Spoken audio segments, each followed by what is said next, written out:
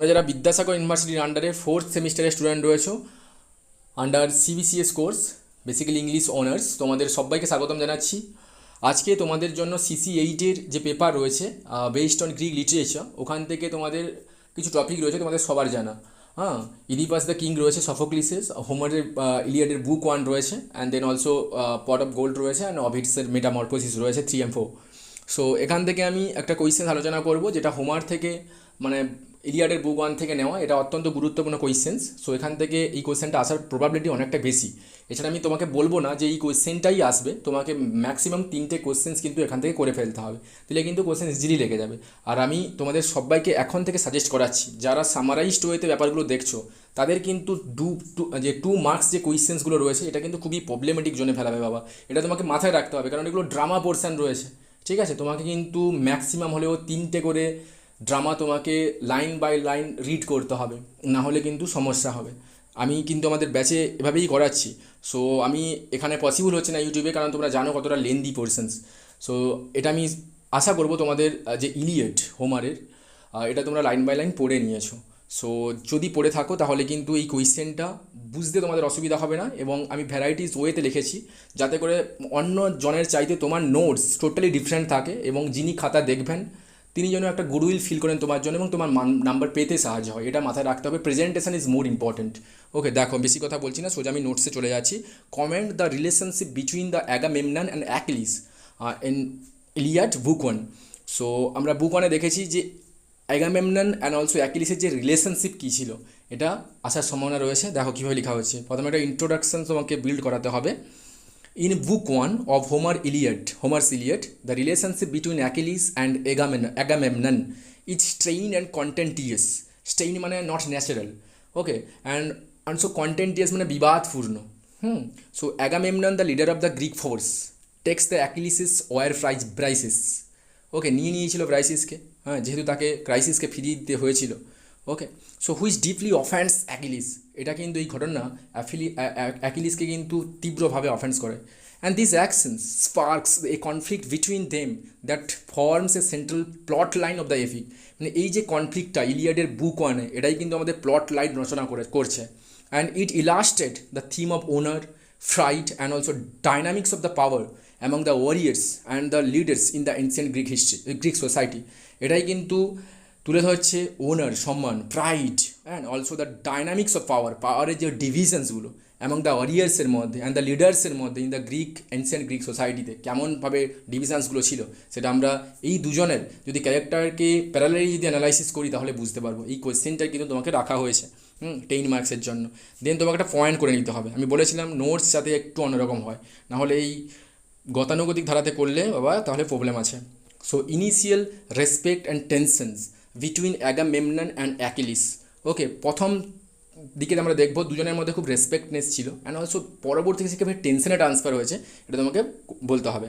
So initially Agamemnon as the leader of Greek force and the Achilles and the greatest warrior both command significant respect and influence among their peers.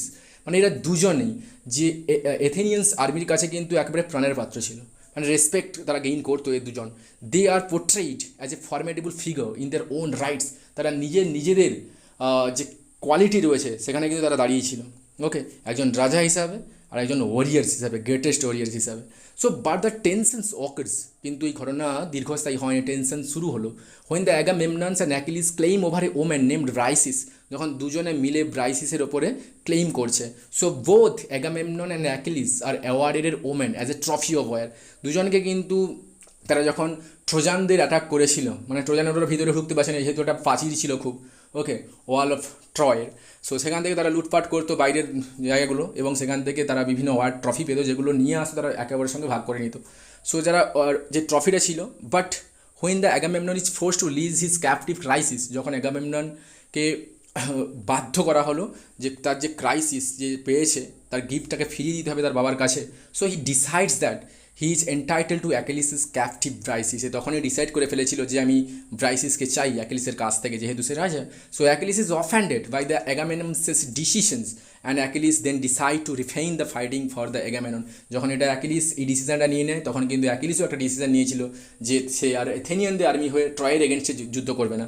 So Achilles said বলেছিল, তখন line নেওয়া হয়েছে, so I shall now go back home Phthia and that is the best thing I can do, so sail home with my backed ship. And Agamemnon, the lord of man, replied, run for it by all means. If that's the way you feel, I am not going down to bent knees to entreat you to stay here on my account. ওকে, তাহলে এদের মধ্যে কীভাবে respect ছিল আগে, পরবর্তীভাবে টেনশনে transfer হয়েছে, এটা আমরা দেখিয়ে দিলাম রিলেশনশিপ। দেন একটা তোমাকে পয়েন্ট করতে হবে, Agamemnon's actions and Achilles's reactions.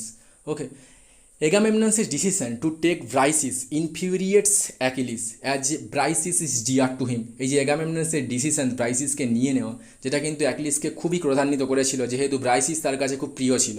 So this actions is seen not only as the slight against the Achilles's honour but also the disregards for the unwritten rules of distribution of spoil among the warriors, and the Achilles respect by withdrawing himself and his warriors and from the fighting against the Trojan.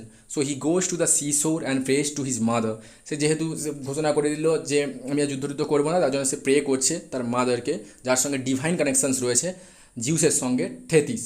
Okay, asking her to pursue Zeus to help the Trojan succeed in the battle against the Greek. সে বলছে যাতে Zeus ট্রোজানকে সাহায্য করে গ্রিকদের এগেনস্টে, so that the Agamemnon will realise, যাতে করে Agamemnon বুঝতে শেখে how much he depends on the Achilles's military skill. তখনই বুঝতে পারবে, যখন অ্যাকিলিসকে প্রয়োজন হবে তখনই অ্যাকিলিসকে আবার ইনভাইট করা হবে, তখন অ্যাগামেমনন বুঝতে পারবে যে অ্যাকিলিসকে মান সম্মান যে কতটা খুইয়েছিলেন, এই ঘটনা যাতে বুঝতে পারে। So this conflict between the Agamemnon and Achilles sets the stage for much of the drama in the Iliad. Okay, as Achilles' absence from the battlefield has the significant consequence for both the Greek and also the Trojans. মানে বলা হচ্ছে এই যে conflict ঘটেছিল অ্যাকিলিসের সঙ্গে এগামেমনন্সের, এটা একটা stage তৈরি করছে for the drama of the ইলিয়াডের প্লট লাইন রচনা করছে। As the Achilles's absence from the battlefield, যেহেতু অ্যাকিলিসের ব্যাটেলফিল্ডে যায়নি, মানে ও ডিনেই করছে, হ্যাজ দ্য সিগনিফিক্যান্ট কনসিকুয়েন্স, যেটা কিন্তু খুব বাজেভাবে প্রভাব ফেলাবে গ্রিক আর্মিদের ওপরে, অ্যান্ড অলসো দ্য ট্রোজান তো বেনিফিটই হবে। ওকে, সে দেন আমরা দেখব theme of honour and also power. দুজনের যে পাওয়ার এবং যে ওনার নিয়ে কতটা রিলেশনশিপ রয়েছে সেটা আমরা দেখে নিতে হবে। In book 1 of Iliad, a clash between Agamemnon and also Achilles highlights the complex interplay between the power and the honour. এই দুজনের সম্পর্কের মধ্যে যে কমপ্লেক্স ইন্টারপ্লে রয়েছে পাওয়ারের এবং ওনারের, সেটা আমরা লক্ষ্য করবো।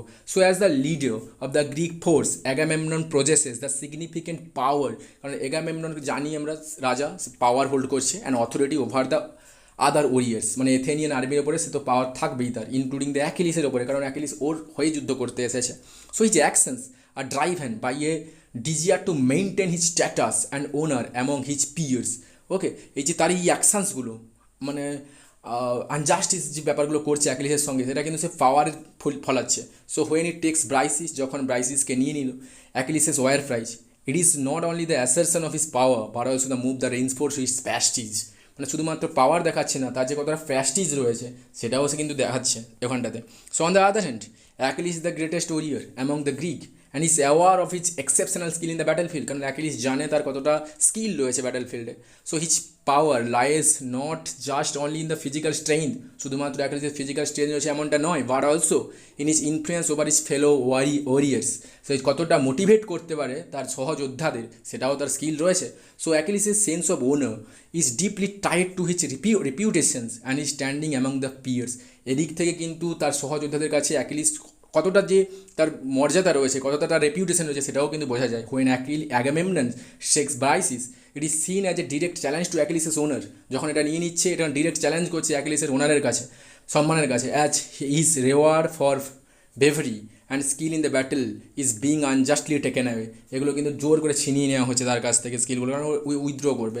So the episode highlights the power dynamics within the Greek camp, কীভাবে পাওয়ার কীভাবে ছেড়াছেড়ি হচ্ছে যে গ্রিক ক্যাম্পের মধ্যে, এটা কিন্তু লক্ষ্য করি এই দুজনকে দেখলে। The resolutions of this conflict becomes a central theme of the epic and exploring the questions of right, justice and consequence of action driven by the owner and power also. So divine intervention and resolutions, কীভাবে দেবদেবীরা যোগ হচ্ছে এটা আমরা দেখতে হবে, এটা একটা আলাদা কোয়েশ্চেন্সও হয়। So the intervention of the god, particularly the Apollo and Athena, also plays a significant role in the highlighting the conflict, heighten the conflict, এটারও বাড়াচ্ছে। Okay, their actions reflect the largest cosmic reward involved the Trojan War and further the complicate the human drama between the Agamemnon and Achilles. So Book 1 set the stage, the ongoing conflict between the Agamemnon and Achilles, which unfolded throughout the Iliad. Okay, their reconciliations becomes a central narrative pressure, ultimately driving the epic towards its resolutions. So overall impact on the epic. So the relationship between the Agamemnon and Achilles in Book 1 serves as a microcosm of the larger theme explored in the Iliad. So as heroism, honor, fight, and also the consequence of the human actions and in the face of the divine will. So their conflict sets the tone of the tragic unfolding of events in the Trojan War and shapes the narrative structure of the entire epic. So in conclusion, the relationship between the Agamemnon and Achilles, Book 1 of the Iliad, is characterized by the initial respect and subsequent tension stemming from the Agamemnon's actions. So their clash over the honor and power sets the stage for the larger conflicts and the theme explored throughout the epic. So making their dynamic crucial to understanding the human drama and divine interventions in the Trojan War narrative.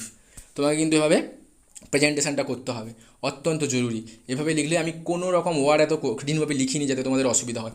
একবার পড়লে note পড়তে ভালো লাগবে এবং তোমার presentation একটু different হতে হবে, নাম্বার পেতে গেলে এগুলো কিন্তু করতে হবে, ঠিক আছে? So thank you so much, সবাই সঙ্গে থেকো। আমি ফ্রি হলে, কারণ তোমরা জানো অবভিয়াসলি আমি ব্যাচে রয়েছি, সেকেন্ড সেম তোমাদের 4th সেম এভরিথিং ওদের টেক্সট পড়াতে হচ্ছে, তার জন্য কিন্তু একটু প্রবলেম হচ্ছে, বাট আমি কথা দিলাম যে আমি তোমাদের সঙ্গে কিছুটা হলেও আলোচনা করবো। থ্যাংক ইউ সো মাচ সবাইকে ওয়ান্স অ্যাগেইন।